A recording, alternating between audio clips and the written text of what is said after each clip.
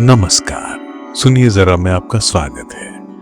मेरा नाम है रोहित दुबे और मैं आपको सुनाने जा रहा हूँ राजेंद्र यादव द्वारा लिखी सारा आकाश का 7वां अध्याय।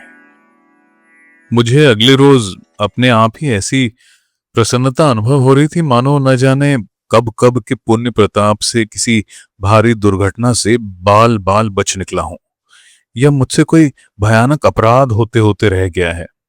रह रहकर अपने को धन्य मानता कि जरा से भावावेश में कितनी भारी गलती से संयोगवश बच गया। कुछ दैवी कृपा ही हो गई, वरना रह ही क्या गया था। अब यही सही, इन श्रीमती जी को ही देखना है।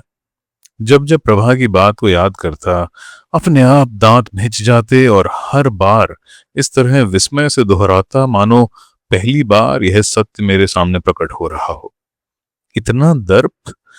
खाना देते समय भाभी से बोर्ड के इम्तिहान का नाम क्या ले दिया, उसी पर ताना। अच्छी बात है, कल की सारी बातें आज इस तरह लग रही थीं जैसे सपने में मैं मरता मरता बचा हूं और अभी तक आशंका से दिल धक धक कर रहा है। खाना खाते समय भाभी से बोला, भाभी, तुम मुझे पास होने देना चाहती हो या नहीं?" भाभी ने फूली हुई रोटी चिमटे से बाहर निकाली और उसे जोर से चकले पर पटक कर भाप निकलते देखती रही। मेरी बात से चौंक कर मुझे देखा। "क्या? मैंने क्या किया लाला?" "बस, जब तुम करो तभी कुछ होता है। आखिर तुम लोगों ने सोचा क्या है?" "कुछ ठीक से बताओ तो जवाब भी दूं, पहेलियां मत बुझाओ।" भाभी ने परात के गुंधे हुए आटे से एक लोई तोड़ते हुए सिर झुकाकर कहा। वो शायद समझ गए कि मैं किसके बारे में कह रहा हूं। "अरे, कहूं क्या? जैसे तुम जानती ही नहीं। मैंने पहले ही कहा था कि मुझे इस तरह चक्कर में मत फंसाओ, मत फंसाओ, लेकिन वहां तो धुन लगी थी। अब फेल हो जाऊं तो यूं रोना कि आजकल के लड़के ऐसे हैं वैसे हैं। जरा पढ़ लिख सकें, इसके लिए तो अलग कोठरी साफ की। अब उसमें भी इस उसको सारी दुनिया को ठूस दोगी, तो वहां कोई पढ़ेगा कैसे? 3 महीने की ही तो बात है, सो तुमसे रुका नहीं गया। मैंने तेजी से कहा। ध्यान था कि कहीं ना कहीं इधर उधर वो होगी। उस समय तो ख्याल नहीं किया, लेकिन बाद में यही सोच सोचकर संतोष पाता रहा कि मैंने रात की बात का अच्छा जवाब दिया। "रुकने की बात तो यह है लाला जी," भाभी ने बड़े बूढ़ों के ढंग से कहा, "हमारे बस की बात हो तो हमारे लिए क्या, तुमसे ज्यादा कोई दूसरा हो जाएगा? जिसमें तुम्हें सुख न मिले, हम वह काम करते ही क्यों? पर अब मेरी हालत तो तुम देख ही रहे हो। जितने दिन निकल रहे हैं वही है। फिर स्कूल कॉलेज के लिए जाने को तुम्हें ही देर होगी। अब कम से कम मुन्नी बीबी के साथ यह काम तो संभल जाएगा। और तो कुछ उम्मीद महारानी जी से है नहीं। ये ठीक से कर दें तो प्रसाद बांटूंगी। मुझे तो दिखे उसमें भी 20 बातें उठेंगी।" फिर थोड़ी देर चुपचाप रोटी बेलती रही। "देखें कैसा करके खिलाती हैं?" "जो तुमने बताया ये तो सभी का काम है ना, फिर मैं ही इसमें क्यों पिसूं? इसमें मेरी पढ़ाई का भी तो ज्यादा नुकसान होगा।" भौएं चढ़ाकर मैं बोला। "अम्मा जी भी कोई ज्यादा खुश थोड़ी हैं। वहां जैसी जैसी बातें जाकर इसने लगाई हैं, सब अमर लाला जी ने आकर बताई। रुपए के भूखे हैं, ऐसे हैं वैसे हैं। बोलो, अब तो यह तुम्हारा घर है, इसके बारे में ये सारी बातें उड़ाओगी तो बदनामी किसकी होगी? और रुपए के भूखे तो सभी हैं, कौन नहीं? तुम्हारे बाप नहीं है? तुम तो उनकी अकेली लाडली हो, सो भी तो ठीक से लिया दिया नहीं गया। आग लगे है इस रुपए में। अरे हाँ, कोई छाती पे रख के तो ले नहीं जावे है। भैया, जाना तो सभी को खाली हाथ है। शादी ब्याह में आदमी दिल खोल के खर्च नहीं करे तो किस काम का वो रुपया मरा? यही तो 2-4 मौके होवे। इन 2-4 मौकों की बात कहकर ही भाभी सहसा चुप हो गई। मैं समझ गया, चर्चा थी अगर उनके लड़का हुआ तो घर में छुछुक में क्या आएगा। इसलिए भाभी इस बात से कतराती थीं। वे व्यस्त होकर रोटी बेलती रहीं, लोई बनाती रहीं और मैं खाने में लगा रहा। स्त्रियों की इन बातों में मुझे शुरू से ही दिलचस्पी नहीं रही। रुक कर कहा, भाभी, ये सब तो ठीक है, लेकिन ये बताओ मैं क्या करूं? तो लाला जी तुम ही बताओ, दूसरी कौन सी जगह तुम्हें दिखाई दे रही है? वही गिनी चुनी दो कुठड़ियां हैं। तुम मेरी तरफ से भाड़ में जाओ, चूल्हे में निकलो बाबा, मेरा पीछा छोड़ो, मुझे पढ़ लेने दो। मैं झुंझला उठा। ना लाला जी, कैसी बातें करते हो? भाभी ने सहानुभूति से कहा, दूसरी बार बहू आई है, तुम ऐसी बातें कर रहे हो? कोई पहली बार आए या दूसरी बार, जब मुझे उससे कुछ लेना देना ही नहीं है तो मैं क्यों सिरदर्द लूं? हाय लाला जी, इतनी जोर से मत बोलो, हाल ही मुन्नी बीबी कहने लगेंगी कि मैं तुम्हारे कान भर रही हूं। भाभी चुप रही, फिर नरमी से अपनापे भरे स्वर में बोली, तुम मुझसे इतने नाराज क्यों हो? बताऊं? मैं बिना हिचक के बोला, पहली बात तो ये कि मुझे शादी अभी करनी नहीं थी। जबरदस्ती मेरे गले में ही पत्थर लटका दिया गया, और फिर मुझे उसकी सूरत से नफरत है। अब ये भी कोई जबरदस्ती है कि दूसरों के कहने से मैं उसे पसंद ही करूं? तुमसे जो बन पड़ा वो तुमने कर लिया, आगे मेरी सारी बातों का तुमने ठेका तो लिया नहीं है। पता नहीं तुम्हें क्यों पसंद नहीं है। मुन्नी बीबी और अम्मा जी यूं भले ही नाराज हों, लेकिन कहती यही है कि घर में ऐसी सुंदर बहू ही नहीं आई। नहीं आई होगी, मुझे तो ऐसी कोई खास बात नहीं लगी। मैंने सोचते हुए अनमने भाव से कहा, बाप तो कहता था कि मैंने पढ़ाई में 20,000 रुपए खर्च कर दिए, बाजा सिखाया, गाना सिखाया, अच्छी से अच्छी सिलाई कढ़ाई सिखाई, रुपया नकद नहीं दे सका तो क्या हुआ? अब देखें यहाँ कौन से दफ्तर उलटती हैं।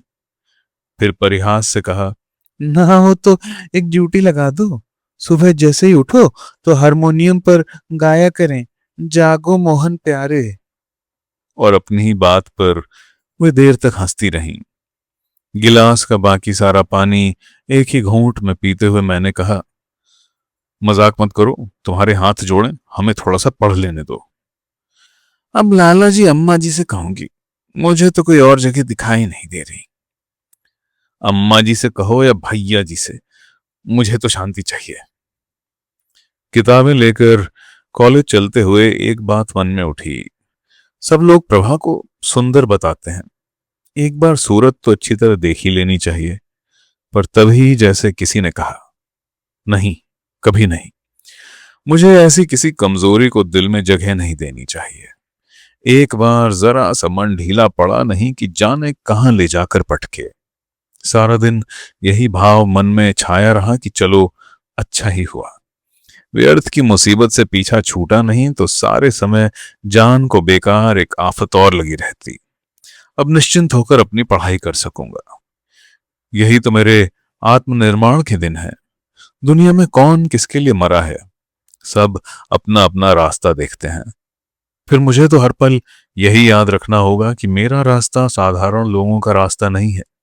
मेरा रास्ता कुछ बनने और कुछ करने का रास्ता है। सब कुछ भूलकर खूब पढ़ूंगा, खूब मेहनत करूंगा, मेरी तरफ से चाहे सारी दुनिया भाड़ में जाए। आज दिन भर तबीयत बहुत ही खुश रही, लेकिन भीतर ही भीतर कुछ कुलबुलाता रहा। यह उपेक्षा, उपेक्षा तो मैंने आज तक किसी की भी नहीं सही है। रात वो मेरी कोठरी में नहीं सोई, पता नहीं मुन्नी के पास या भाभी के या कहाँ रही, मैंने देखा भी नहीं। मुन्नी की तटस्थता और अम्मा की चुप्पी वास्तव में मुझे आश्चर्य में डाल रही है। तब भी मुझे ऐसा महसूस होता है जैसे मुन्नी की सहानुभूति प्रभा की ओर है। मुन्नी के साथ ही सोई होगी, मेरी तरफ से कहीं सोए। देर तक मैं उसे कोई न कोई सबक सिखाने के रास्ते सोचता रहा। मैं उसकी स्पष्ट उपेक्षा और अपमान तक कर डालने के सुयोग को छोड़ने को जरा भी तैयार नहीं था। सोचकर लगा कि उसके प्रति लापरवाही और उदासीनता का रवैया रखना गलत होगा। उसे क्या पता चलेगा कि किस गलती की सजा मिल रही है। मुझे तो अब इसके दंभ को ही देखना है। और लगा जैसे मैं ताल ठोक कर मैदान में आ गया। मैंने नहा धोकर भाभी से कहा, भाभी, अब तुम क्यों व्यर्थ में पिसती हो? यह समय आराम करने का है। आखिर मुन्नी है, घर में और लोग हैं, या सिर्फ तुम ही अकेली रह गई हो? अगर सबको खाने का हक है तो काम करने के लिए बाहर से आदमी तो नहीं बुलाए जाएंगे? मैंने देखा था, रात के जूठे बर्तनों के ढेर के पास बैठी प्रभा एक एक बर्तन मांज रही थी। छूती थी इस तरह जैसे बर्तन गर्म हो। मन ही मन क्रूर संतोष से हंसा। इकलौती बेटी, उसने इन बर्तनों को छुआ ही क्यों होगा? अब आया मजा। और इसके बाद सारे घर का दोनों वक्त का खाना उसे ही बनाने को दे दिया गया। भाभी तो जैसे इसी की राह देख रही थी। मुन्नी ने इधर उधर का काम 2 एक दिन करवाया, फिर कटने लगी। असल में अकेले बैठकर रोना और सोचना ही उसे अच्छा लगता था। यूं जवानी हमदर्दी तो हमेशा ही प्रभा के साथ रखती थी। रोटी या खाने की कोई शिकायत करता तो वो प्रभा का पक्ष लेकर कहती, दिन भर तो रोटी बनाने में चला जाता है, आखिर आदमी की जान भी है या नहीं, ऊपर से मीन मेख निकालने वाले। मेरी तो एक आध बार उससे तेज झड़प भी हो गई। मैंने तो कह दिया, ऐसे ही है तो तू भी साथ साथ सारे काम क्यों नहीं करवाती? भाभी, लल्ला होगा तो सारे कपड़े ले लूंगी, फिर तुम इधर उधर टालो। हाँ, पहले से बात तय है। मैं उधर से गुजरा तो मुन्नी कह रही थी, फिर मुझे देखकर बोली, हमने भाभी से शर्त बंधी है। मुझे देखकर भाभी लाल हो गई। उनका सारा चेहरा पीला पड़ गया था, लेकिन अजब गंभीर सौंदर्य आ गया था। भाभी मुझे इतनी अच्छी कभी नहीं लगी। वे हाथ से परे धकेलकर शर्माने का नाट्य करती। हटो बीबी जी, तुम्हें हर वक्त ऐसी ही बातें रहती हैं, मर्दों के सामने ये सब बातें नहीं करते, अब तो समझो। अजब वातावरण था घर का। भंगिन ने धोती ब्लाउज पहले ही अपनी तरफ से लेने की घोषणा कर दी थी। जो भी आता इसी बारे में बात करता। यूं सभी चाहते थे कि लड़का ही हो, और शायद इसीलिए सारे समय लड़के की बातें करते। लेकिन भाभी या अम्मा से इस बारे में बात करो तो मानो इस मधुर कल्पना को कहीं नजर न लग जाए, इसलिए जानबूझकर झुठलाती। कहा करती, वो तो भगवान के हाथ की बात है, अगर लड़की हुई तो क्या कोई रोक लेगा? मानो लड़की होने की बात कहकर अपनी इस आशंका से अपने को अभ्यस्त करना चाहती हो कि उस समय बहुत कष्ट न हो। 16 आने जैसे विश्वास उन्हें लड़का ही होने का था। घर में पहला पोता होगा, इससे खुश तो अम्मा और बाबूजी सभी थे। लेकिन उसके खर्चे की जब कल्पना करते तो यही कहते, भगवान जाने क्या होगा, क्योंकि उस हालत में दुनिया भर के खर्चे होंगे, एक बड़ी सी दावत देनी पड़ेगी। सो लड़का लड़की के विश्वास अविश्वास में दिन गुजर रहे थे। ढीले ढाले कपड़े पहने भाभी कम से कम चलती फिरती और जाने क्या क्या सोच सोच कर अपने ही आप मुस्कुराया करती। और आखिर एक रात को 12 बजे खूब भागदौड़ के बाद भाई साहब एक पुत्री के पिता बन गए। अम्मा ने माथे पर हाथ मारा, लो घर में पहली भवानी ही आई। लगा जैसे उस अप्रत्याशित प्रसन्नता को पाला मार गया हो, लेकिन सभी खुश होने की कोशिश कर रहे हो। दाई को जाने क्या मिलने की उम्मीद थी कि उसका मुंह उतर गया। नर्स गंभीरता से बच्चे को नहलाती धुलाती रही। नर्स को बुलाना पड़ा था, क्योंकि दाई को केस गंभीर होता नजर आया। सारे कमरे से कार्बोलिक की गंध निकल रही थी। उस रात सारे घर में खूब भाग दौड़ रही। कभी पानी गर्म कर, कभी यह ला, कभी वह ले जा। हम सब लोग जागे। पता नहीं भाभी को कैसा लगा, लेकिन बाबूजी ने तो निश्चय ही प्रसन्नता की दबी सांस छोड़ी। तात्कालिक खर्चा बचा। अब कोई कहेगा तो कह देंगे, लड़की होने पर कोई मिठाई दावत मांगता होगा। ऊपर से कहा, लो पहली डिग्री आ गई घर में।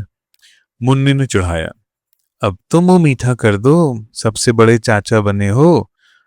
पता नहीं चाचा बनने की खुशी मुझे हुई या नहीं, लेकिन यही सोच सोचकर बड़ा आनंद आता रहा कि चलो अब घर में खूब काम बढ़ा। करने वाला प्रभा के सिवा है ही कौन? अब एक आदमी भाभी की सेवा शुश्रूषा करने को अलग चाहिए। अम्मा तो अपनी आयु और बीमारी के कारण किसी लायक है ही नहीं। झोली में हाथ डालकर माला जपते हुए मुन्नी से सारे घर की खोज खबर रखना उनका काम है, या फिर नाइन को आदेश देती रहती हैं। भाभी का ऊपर का काम करने के लिए 5-7 दिन नाइन रहेगी। पहले तो रात का खाना बनाकर भाभी ही उनके पांव दबाया करती थीं, और तब सारे घर की रिपोर्ट ली जाती, रामायण खुलती। लेकिन अम्मा और बाबूजी तो लड़की के हाथ का बना खा नहीं सकते, सो वह काम तो प्रभा को करना ही है। प्रभा सुबह ना जाने कब उठकर भाभी के लिए हरीरा इत्यादि बनाना शुरू कर देती। सुबह 6 बजे तक प्रायः उनके सारे काम पूरे हो जाते। फिर रात के बर्तन इत्यादि साफ होते, चौका धुलता और नहा धोकर जल्दी ही रसोई में घुस जाती कि कहीं कॉलेज जाने वालों को देर न हो जाए या भैया बिना खाना खाए न चले जाएं। 12 बजे तक खाना बन पाता, फिर जल्दी से चौका बर्तन का काम निपटा डालती। 1 आध घंटे दाल या गेहूं बीनना या अमर और कुंवर के कपड़ों को भाभी के पास बैठकर सीना, रफू करना होता। नामकरण के दिन कम से कम 30-40 आदमियों का खाना होगा ही। सत्यनारायण की कथा होगी, उसके लिए मसाले दालें तैयार होती। सांझ को 3 से ही फिर चूल्हे में धुआं उठने लगता और पल्ले से आंखें पोंछती वह झुक झुक कर लकड़ियों में फूंक मारती रहती। सारा चेहरा लाल रहता। रात के 8-9 तक यही क्रम चलता। फिर भाभी के आवश्यक कार्य होते। अक्सर जब मैं दिवाकर के यहां से लौटकर देर से आता, उस समय वो अम्मा के पायताने बैठकर उनके पांव दबाती भी दिखती। शायद इसी सब में रात के 11:30 या 12 बज जाते।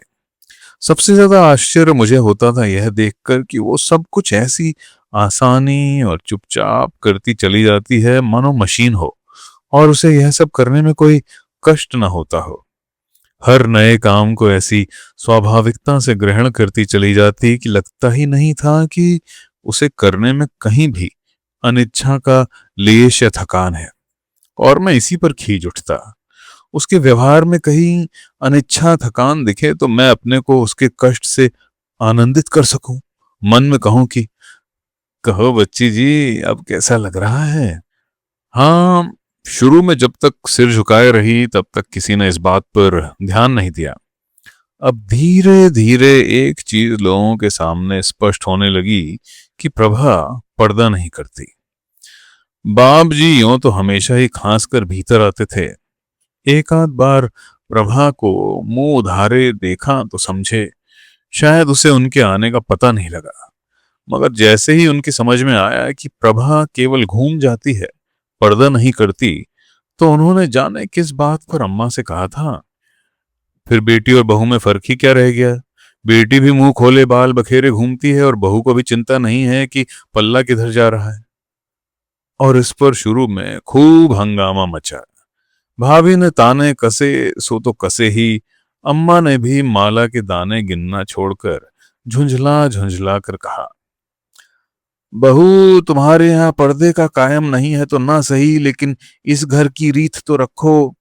अरे तुम हमसे ना करो तो मत करो, लेकिन बड़ों से कुछ तो हया शर्म होनी चाहिए।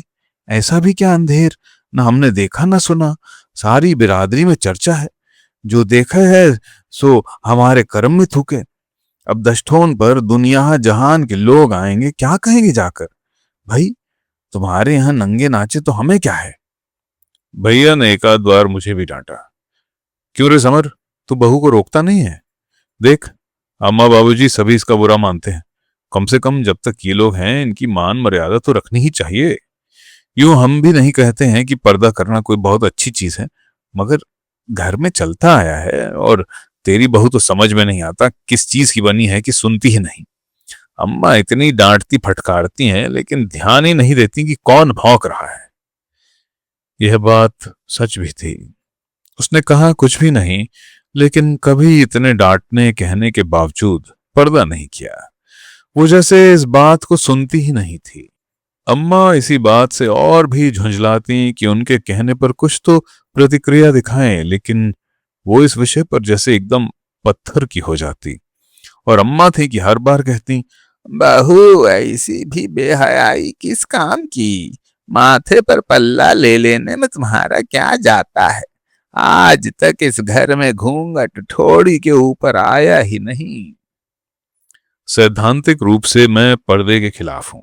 इतिहास का विद्यार्थी होने के नाते इस सब का कारण जानता हूं कि मुसलमानों के आने के समय से ही इस पर्दे का जोर बढ़ा है। लेकिन जब उसे व्यवहार में देखा तो धक्का लगा। प्रभा अम्मा बाबूजी सबके सामने मुंह खोले चली आ रही है। यह दृश्य अपने आप में बड़ा अजब और नया नया था। आखिर सास ससुर और बड़ों के प्रति आदर प्रकट करने का और क्या तरीका हो। माना कि तुम सिर झुकाकर चलती हो, लेकिन केवल आंखें झुकाने और सिर नीचा कर लेने से ही तो आदर नहीं होता।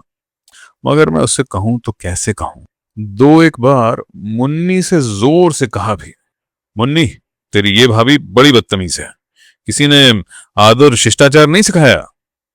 लेकिन उसने इस कान सुनकर उस कान से निकाल दिया। घर में काफी हो हल्ला हो चुकने के बाद इस ओर से लोगों को समझौते का भाव धारण करना पड़ा। बस अब तो तभी ध्यान आता है जब कोई नया आदमी आया हो।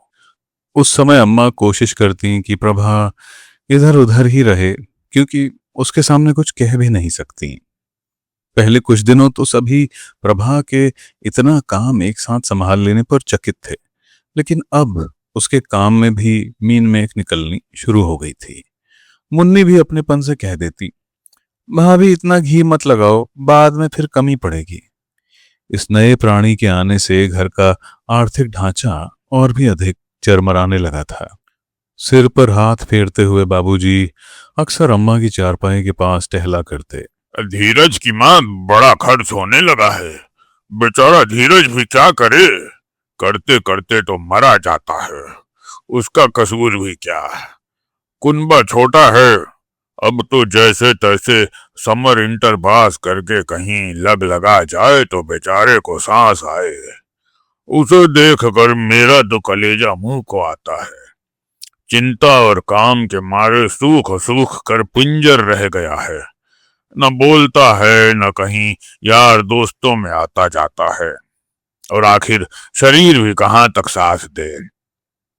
खेलने खाने के दिन तो सब सूखे चले जा रहे हैं। क्या जमाना आ गया है।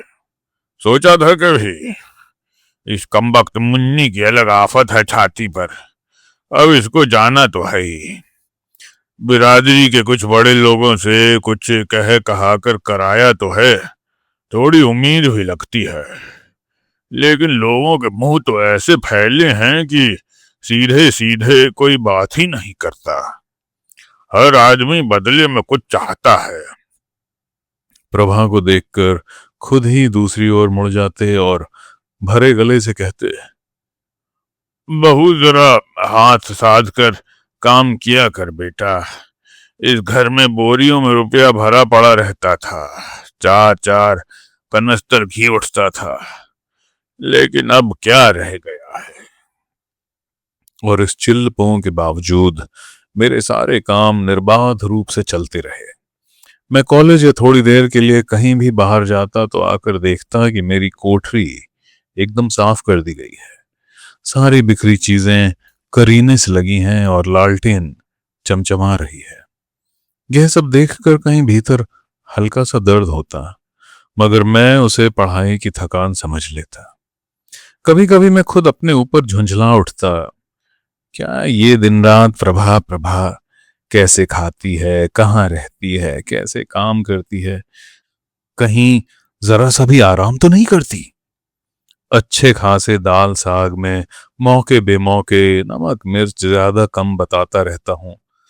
जरूरत गैर जरूरत अम्मा मुन्नी या भाभी से उसे सुना सुना कर तानेबाजी की बातें कहता हूं, कटु कटाक्ष करता हूं। मतलब किसी न किसी रूप में अपना ध्यान उसी ओर लगाए रहता हूं, मानो कोई और काम ही मेरे लिए दुनिया में नहीं बचा।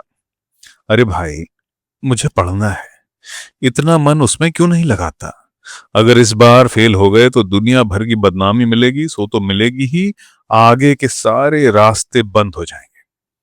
जब मुझे उसकी तरफ ध्यान ही नहीं देना तो लगातार उसे ही लेकर उधेड़ बुन करते रहने का आखिर मतलब क्या है। जैसे हर समय उसके कार्यक्रम का लेखा जोखा रखना मेरा स्वभाव बन गया है। मुझे उसे इतना महत्व देने की जरूरत ही क्या है? घर में बहुत से कुत्ते बिल्ली हैं, समझ लूं कि एक वो भी है। मैं अनेक बार निश्चय करता कि उसके बारे में कम से कम सोचूंगा, लेकिन किसी न किसी चीज के पीछे पीछे ख्याल उसी के पास जा पहुंचता। जैसे ही पाता कि गंदी बनियान अपने आप धुल गई थी और उसे बाहर की रस्सी पर सूखते संध्या को देख गया था, लौटकर देखता हूं कि तह की हुई करीने से रखी है। बस पढ़ना लिखना अलग, और अब प्रभा की बात सोच रहे हैं। अब एक और परिवर्तन दिखाई दे रहा था। पहले जब भी कोई नया और मुश्किल काम प्रभा के ऊपर आकर पड़ता तो ये सोचकर मुझे बड़ा हार्दिक संतोष होता कि चलो उसे कष्ट मिलेगा। मैं उत्सुकता से राह जोहता कि देखें इसकी क्या प्रतिक्रिया होती है। अंतर्मन में कहीं यह भी रहता कि देखा जाए इन अत्याचारों से परेशान होकर वह किस समय और कहाँ रोती है। उसे उस समय पकड़कर शर्मिंदा करने की ताक में भी रहता। जब रात को या सुबह ठंड के मारे सारे शरीर में रोंगटे खड़े हो जाते तो ख्याल आता, इस समय प्रभा जी को कैसा लग रहा होगा। बैठी बैठी बर्तन साफ कर रही होंगी या चौका धो रही होंगी। लेकिन इधर जब बिना प्रतिवाद या प्रतिक्रिया दिखाए वो सभी कामों को स्वाभाविकता से स्वीकार करती चली गई, तो परिणाम के प्रति मेरी सारी उत्सुकता धीरे धीरे मरने लगी और उस पहली तृप्ति के स्थान पर एक विचित्र बेचैनी और विक्षोभ मन के भीतर मंडराने लगे। जैसे एक हथियार व्यर्थ जाने पर प्रश्न उठे कि अब क्या हो, अब आगे क्या किया जाए। आखिर यूं हार तो नहीं ही माननी। खाना खाते समय कभी कभी भाई साहब भी कहते, अरे बहू, कभी मिनट 2 मिनट उसके पास भी जाकर बैठ जाया करो, अकेली का मन भी कैसे लगता होगा, कभी किसी चीज की जरूरत ही पड़ जाए। ये ठीक था कि प्रभा पर्दा नहीं करती थी, लेकिन वह भाई साहब या बाबूजी से बोलती बिल्कुल नहीं थी। चुपचाप सिर झुकाए काम करती रहती। दोपहर को वो नित्य भाभी के पास बैठती थी, इसलिए भाई साहब को बताने को उसके होंठ फड़क कर रह जाते। सहसा सिर उठाकर देखती, मानो कुछ कहना चाहती हो, पर फिर सिर झुका लेती। नामकरण संस्कार का दिन था। संध्या को आया तो देखा कि घर में खूब हल्ला गुल्ला मचा हुआ है। अम्मा बुरी तरह चिल्ला चिल्ला कर कह रही हैं, जब तक कुछ कहे नहीं तो सिर पर ही चढ़ी चली आती है। दुनिया का सारा काम तुम्हारे ही मन से तो होगा, हम तो कुछ हुए ही नहीं। हम तो सब इतने बड़े मूर्ख हैं, बस ज्ञान तो एक तू ही घुट्टी में पीकर आई है। सगुन साईत के दिन क्या करके धरा है, बोलो, हमें पता भी नहीं और वहां इतना सब हो भी लिया। सब सहमे से एक और खड़े थे। कोठरी में अपनी चारपाई पर पड़ी भाभी खूब फूट फूट कर रो रही थी। आग लगे ऐसी पढ़ाई में, पढ़ाई अपने लिए होगी कि दूसरे की जान लेने को होगी। हाय राम, पता नहीं अब क्या होने वाला है। मुन्नी एक और खड़ी चुपचाप देख रही थी। इतना तो समझ गया कि कोई गंभीर बात हो गई है। डरी सहमी सी एक और खड़ी प्रभा को देखते ही कहा जा सकता था कि अपराध इसी ने किया है। कुछ दृढ़ बनने का प्रयत्न करके उसने भर्राए गले से कहा, अम्मा जी, मुझे पता होता तो मैं कभी भी नहीं करती। मैंने समझा कि कोई सादा मिट्टी का ढेला है। सादा मिट्टी का ढेला तो है ही, अम्मा बिफर कर बोली, और हमारी पुरखा हमें जवाब दिए चली जा रही है। तूने समझा काहे को? तेरे तो ये माथे की फूट गई थी ना, अंधी थी, दिखाई थोड़े दिया होगा कि उसमें कलावा बंधा था या नहीं। बात पर बात कहे चली जा रही है, जो एक भी बात बिना जवाब दिए छोड़ी हो। अच्छी सीख सिखाई है तेरे माँ बाप ने बड़ों से जबान लड़ाने की। एक तो तवा सा मुंह खोले डोलती फिरें, कोई आए कोई जाए किसी की चिंता ही नहीं, और ऊपर से कैंची जैसी जबान चलावे। मेरी बेटी होती तो इतने जवाब पर तो जबान खींचकर जिंदा गाड़ देती। अम्मा की तेजी बेहद बढ़ गई, यहां तक कि जवाब देने की बात कहने के साथ ही उन्होंने अपने को अपमानित भी महसूस कर लिया और फौरन ही रोने लगी। मेरी समझ में मामला कुछ आया कुछ नहीं, फिर भी मुन्नी से तेज स्वर में पूछा, मुन्नी क्या बात है? मेरे चढ़े तेवर देखकर मुन्नी ने कोई जवाब नहीं दिया। कुंवर ने बताया, सुबह पंडित जी ने जिन गणेश जी की पूजा की थी ना, भाभी ने उनसे जूठे बर्तन मांझ लिए। साथ ही भाभी का रोना और भी बढ़ गया। बात उन्हें नए सिरे से याद आ गई। मेरा कलेजा धक रह गया। अम्मा की सिसकियां अभी सुनाई दे रही थीं। भाभी कह रही थीं, कुछ हो गया तो इसका क्या जाएगा, ये तो अपने हाथ झाड़ कर अलग हो जाएगी। हे भगवान, तू देखने वाला है, सबको समझना, दुनिया कुड़ कुड़ कर मरी जाती है। हाय राम। सांस खींची, जोर से दांत भींचे और मैं दंदनाता हुआ सीधा एकदम उसके सामने जा पहुंचा। अपलक निगाहों से घूरता हुआ, जैसे बिल्ली चूहे को झपट रही हो। दाहिना हाथ ढीला किया, एक बार तोला और फिर तड़ाक। सारी शक्ति से पड़े तमाचे की पांचों उंगलियां प्रभा के बाएं गाल पर उभर आईं। वह एक और झोंका खाकर गिरते गिरते संभली और यूं ही धम से बैठ गई। मैंने कहा, हरामजादी, यहां रहना हो तो ठीक से रहो, नहीं तो जहां जगह दिखे अभी चली जाओ। बड़ी नास्तिक की बच्ची बनी है। और मैं फुटबॉल का गोल कराने वाले खिलाड़ी के अंदाज से गर्दन टेढ़ी करके उसे घूरता घूरता ही फिर अपनी जगह आकर खड़ा हो गया। सब एकदम स्तब्ध रह गए। अम्मा का सारा क्रोध और आंसू एक साथ ही उड़ गए। भाभी चुप हो गई, लेकिन चांटा मारते ही एक ऐसी आत्मघाती ग्लानि का प्रचंड झटका मुझे अपने भीतर लगा कि मैं वहां खड़ा नहीं रह सका। उल्टे पांव वहां से लौट आया। चांटा मारने के बाद मुझे नहीं पता किसने क्या कहा। वो रोई या नहीं, वहीं पड़ी रही या किसी ने उठाकर भीतर डाल दिया।